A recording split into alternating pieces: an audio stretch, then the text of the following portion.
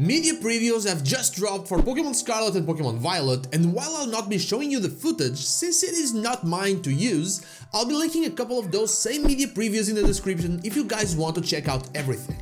What I'm gonna do is tell you about some new key things that I could gather from them that answer some questions that I've seen pop up in the comments. So hey, I'm Not So Ace Trainer, and what about the media previews? Let's get into it! The first thing that I love to see mentioned was the fact that Pokemon do have independent AIs and are not just standing around. On the video I posted a few days ago, I was pretty worried about the gameplay preview as it felt lackluster, but seeing the Pokemon react to you is fantastic. You will be able to see them either goofing around like Bidoof in Pokémon Legends Arceus, run from you and run to you in order to start a battle.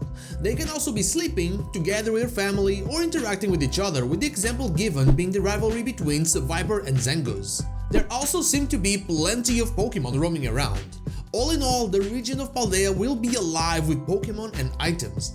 While out of battle catching is not in, you are able to start a battle by throwing the Pokeball containing your Pokemon at the wild one, as well as walk up to it, let it bump you itself, or just simply starting an auto battle using the previously revealed Let's Go feature.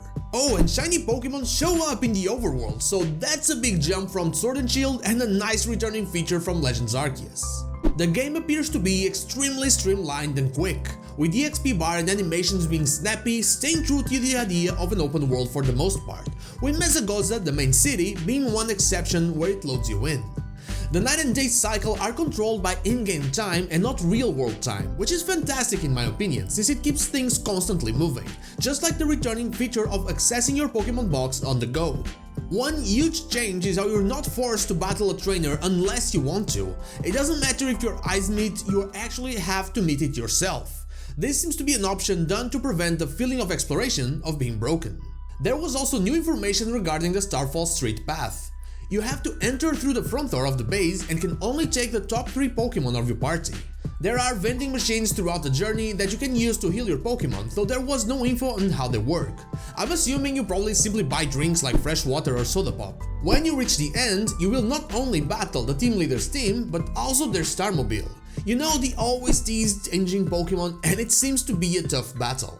As for raid battles, we learned that we can only terrestrialize after hitting a certain number of moves on the raid boss, and that it seems to be a way better version of the Pokemon Sword and Shield max raids feature. Still, not everything is good news, since apparently the performance is quite rough on some parts of the game, especially inside of cities. Still, it was said multiple times that this was not the last build of the game, so we can assume that things like this will be, for the most part, fixed in the final build or in the almighty Day 1 patch.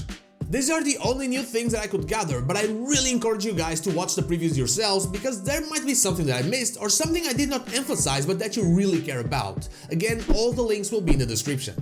And now, like the video if you like it, dislike if you don't, and don't forget to subscribe to the channel for more Pokemon content, and also ring the bell so you know when the next video is out.